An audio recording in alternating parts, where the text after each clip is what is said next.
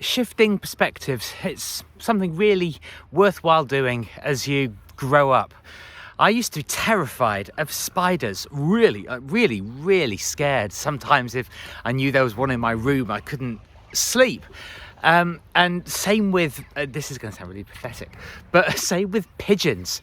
But when I think that a lot of the reason that we're frightened of things is because we don't understand them and we don't really observe how they fit into the world. And with spiders, I kept thinking, why do they keep turning up? And the thing is, it's really obvious why spiders keep showing up, especially in the country, because they're really great, at nibbling and getting rid of those irritating flies and other insects that we don't really pay that much attention to. And the same with pigeons. I mean, there are a lot of pigeons in London, kind of famous for them. And I used to walk through the park very close to where I lived.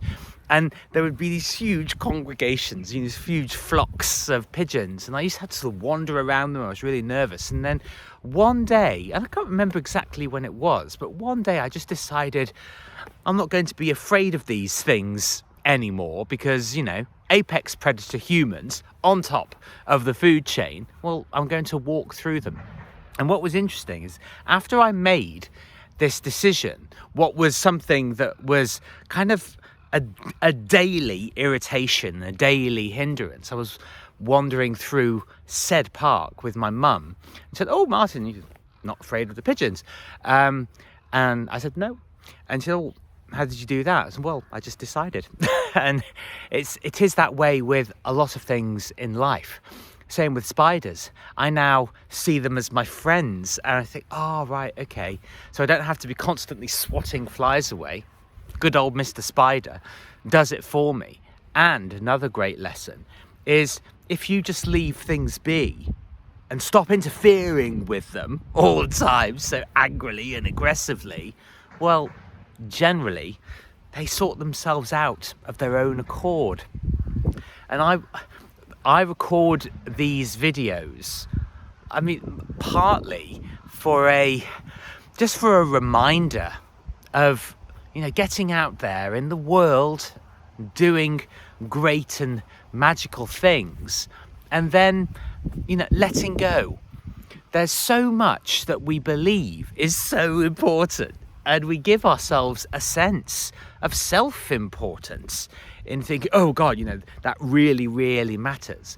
But after 4 full blissful days of my boyfriend staying and him being in my flat and it being so heavenly, so heavenly, because I wasn't trying to control things so much and I felt so relaxed, and all of the things that, well, not all, but a lot of the things that I occupy my mind with when I'm on my own, I think, oh, actually, yeah, that doesn't really matter.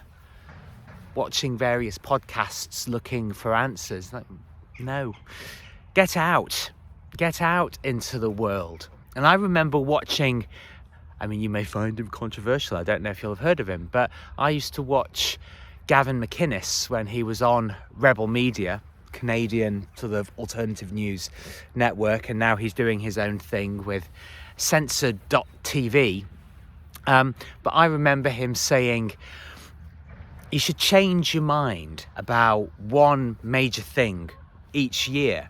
And I carried that with me, partly as not necessarily as an instruction, but as a principle to allow yourself to grow into new ways of living that you didn't previously think were possible. But when you actually got out of your own way and stopped trying to mold all the time and be right all the time, that you can actually have a really blissful life and get way more done when you realize that 99% of the things that you believe matter really don't.